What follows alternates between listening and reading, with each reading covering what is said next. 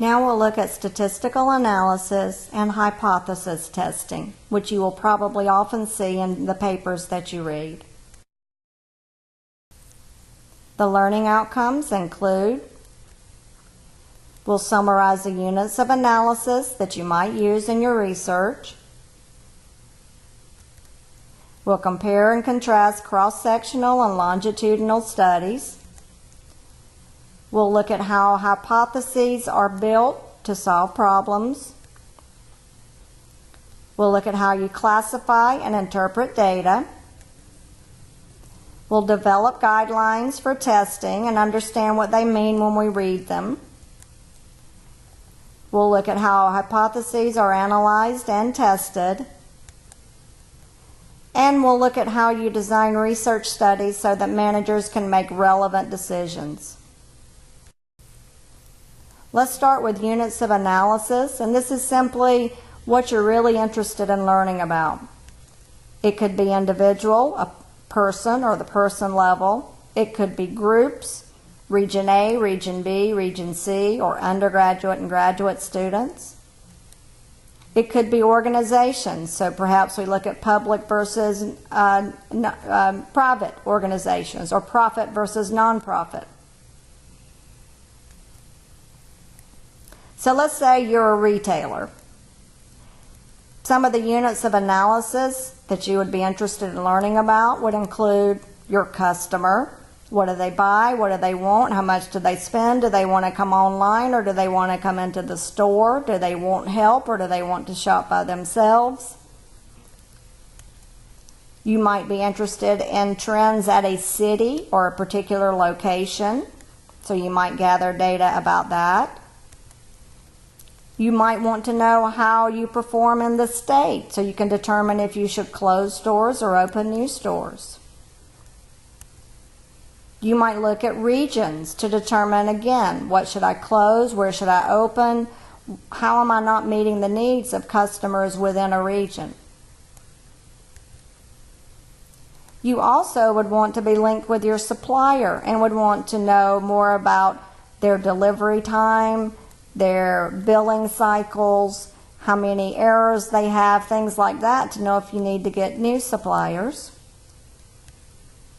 And you want to know by product, what am I selling? Am I selling a lot of paper towels? Do I need to stock more socks?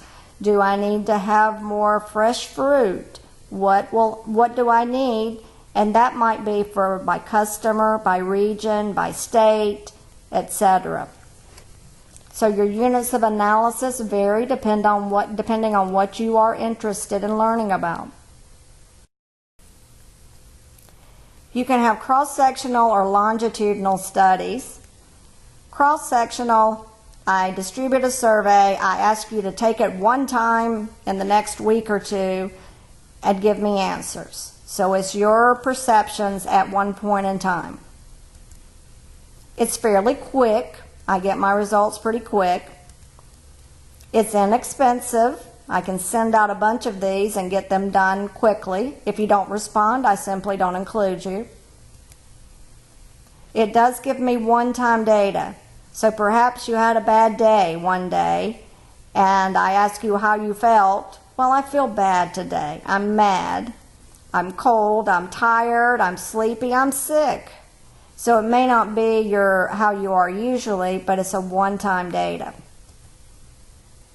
It does not capture the differences over time. So I had a bad day today, but 9 out of 10 days I have a good day. So you need to ask me, if you ask me over those 10 days, you'll get a more representative response.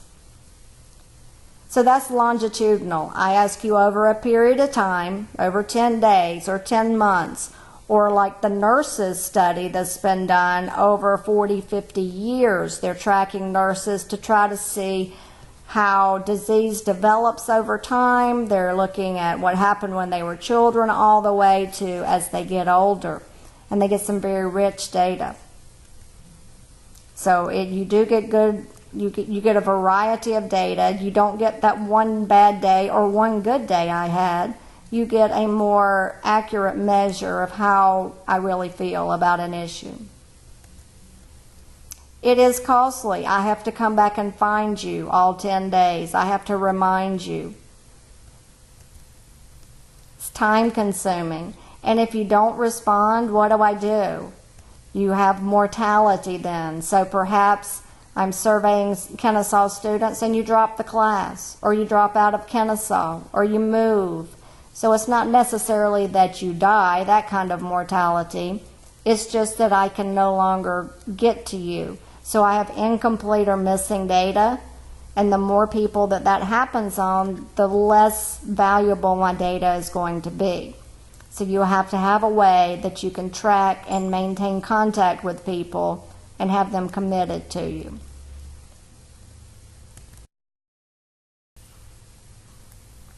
Once I decide what it is I'm studying and how I'm going to gather the data, I do need to develop hypotheses. And hypotheses are often referred to as questions, but they're not formulated as a question. They're formulated as a statement. But you can think of it, questions associated with it, and then develop your own statements. So it's a testable relationship between two or more variables or two or more groups. And it's a prediction of what you think will happen based on your readings, your knowledge, your experience, and other people's theoretical findings. You do form hypotheses after you have observed and planned. You know your unit of analysis. You know what you're interested in learning about. What is the question? What is it that you're really interested in learning? Do I want to learn what I need to do to make sales increase? Well, does advertising help? Do banner ads help? Does spam help? Does a more personalized experience help? What do I think the answer is? Well, I think multi-channel advertising, or that we can meet customers through multiple channels, and that's the best way to meet their needs and increase sales. And why I think that's true. You want to base it on a literature review, on theory, and perhaps a study you've already explored and developed. You might formulate it as an if-then statement. For instance, I could say, if women have supportive mentors with an interest in technology, they will be more likely to major in STEM-related fields. There are fewer women in science, technology, engineering, and math fields, and one way that has been proposed to increase the number of women is by having supportive mentors. So this is a testable hypothesis. I could gather data from mentors and from women who are in technology and women who started in technology but dropped out. Would be really interested to talk to those people. A couple of other examples of practical things that you may have heard about, or at least you're aware of the company Google. Google decided that they would allow their employees 20% of their day, every day, on projects outside their job description. So they let them think, explore, outside the box, not part of their job. They called this an entrepreneur. This program led to things like Gmail, Google News, and AdSense. So they believe it's a valuable tool that they should offer their employees, and they get rewards by allowing them to think freely. Another example, there have been many studies about how you get your tweets to be retweeted or to be noticed, your Facebook to be liked, your Instagram to be favorited, whatever it might be. There are many studies on this, because if a business can get more people to like it or to read it, then that helps them. One study looked at tweets and found that tweets that were between 120 and 130 characters were the ones that people were most likely to pay attention to. Not shorter, not longer. Keep it between 120 and 130.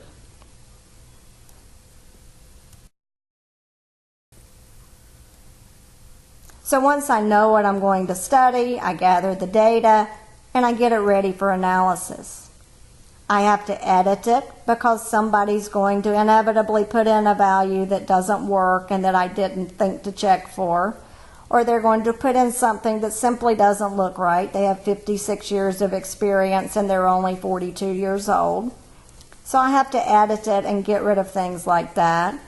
I have to deal with blank data, with missing data.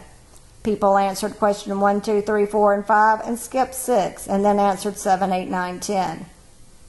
Do I just omit that whole set of responses, or do I put an average in for it, or how do I handle the missing data? If it's only a few respondents that have missing data, not a big deal.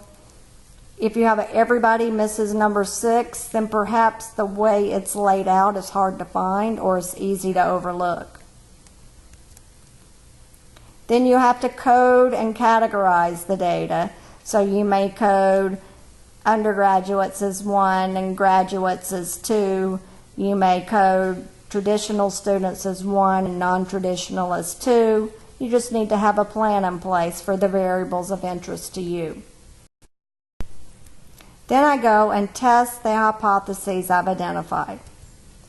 I explain the nature of relationships. Did mentors help women stay in technology or major in STEM-related fields?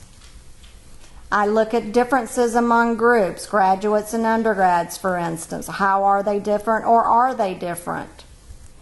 I look at, for instance, Russian women working in IT will have fewer mentors than their Russian men peers.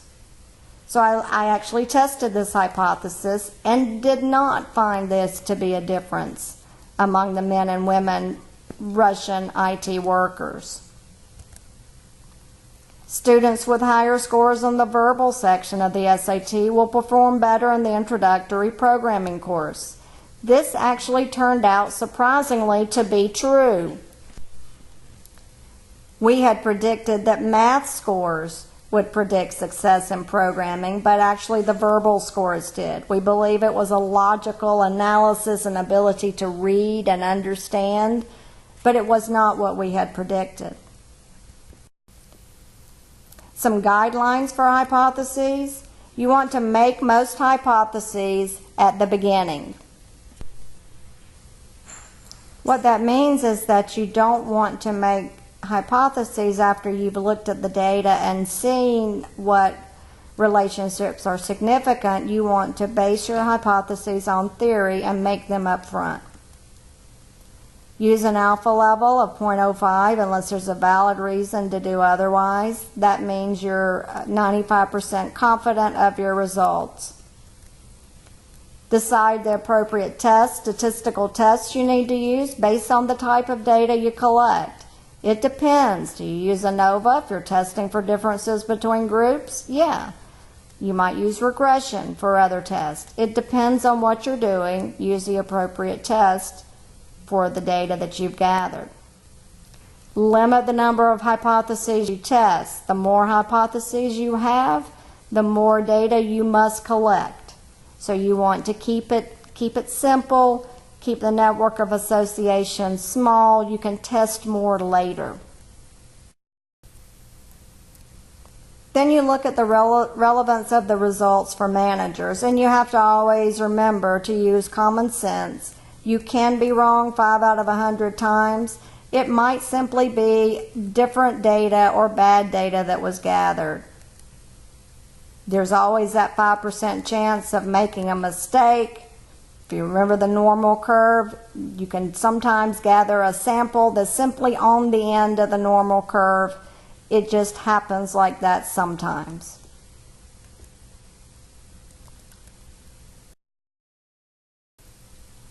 In summary, you use the units of analysis that are appropriate for what you are interested in learning about. If you can, you use longitudinal data. But cross-sectional studies may be more practical in terms of resources, time, and availability of respondents. Use the if-then framework to build hypotheses You may think of them as a question, but you formulate the hypotheses as a statement, a testable assertion. You have to handle the data once you get it, edit it, figure out what to do with missing data, categorize all your variables, and that can take quite some time, and it takes some experience to handle it. You use hypotheses to test for differences between groups, like men and women, undergraduates and graduates, for instance, or to establish a network of association. Did this type of sales campaign result in, or advertising campaign result in increased sales? You should make hypotheses up front prior to testing the data. You develop your hypotheses based on theory, and you typically use the 95% confidence level in academic research.